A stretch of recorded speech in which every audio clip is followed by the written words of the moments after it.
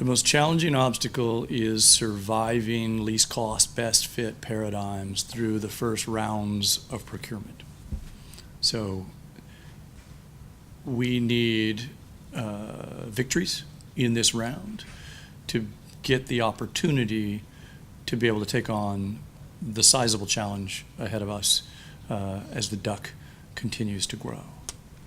The key challenge is in really understanding cost effectiveness of an individual storage opportunity or in the details of the modeling. Energy storage is a complicated environment that requires a strong understanding of the entire ecosystem that storage inhabits. And so really figuring out whether the returns are there is not a short process. It takes time and detailed modeling.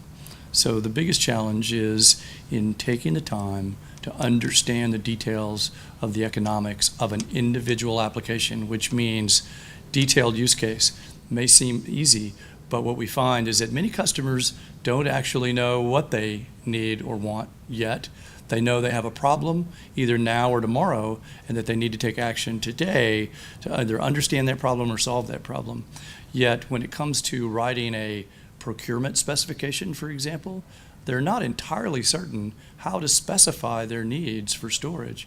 So we have a lot of learning as an industry to do, both customer and technology provider. We need developers between us who have the courage to carry these technologies into these emerging procurements around the world. Well, that may be the easiest question in energy storage. The value of capacity is understood to some degree. The value of ancillary services or frequency regulation are understood. Those alone are not all that storage represents. If, for example, my storage system can prevent a utility from having to build a transmission line that either is problematic or can't be built at all because of homeowner or landowner resistance.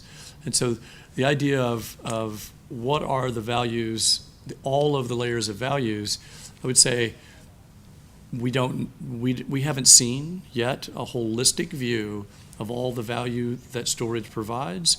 We know that capacity plus frequency regulation is where the existing market rules are, and those have created some cost targets that the industry are driving towards with some aggression.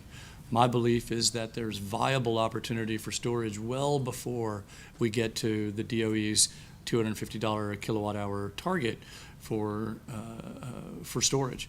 And so we as an industry are going to keep driving to those opportunities and finding ways to get them done, produce good returns for investors, lower cost of energy for users, and keep making renewables dispatchable and help deal with greenhouse gas problems.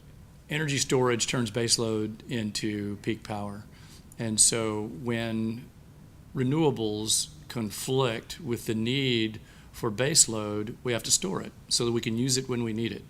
And so the idea of being able to store the belly of the duck isn't just a clever quip.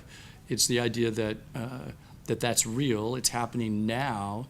Germany has negative price. California has a growing and emerging duck belly and very steep ramp neck.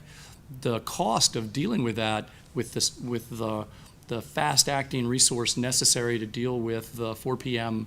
solar roll-off and demand peak, is very, very high. Storage alleviates the need to deal with that ramp with fast-acting, typically carbon-generating resources. Storage alleviates the need for it and can do some of that work itself. So the duck curve is emblematic of the growing need for storage, and is a great object lesson that we use to help lead the conversation about the overall value of energy storage. At Enervault, we believe we're leading the fight to make the world aware that grid-scale long-duration energy storage is available now and will be available at decreasing costs as time marches forward.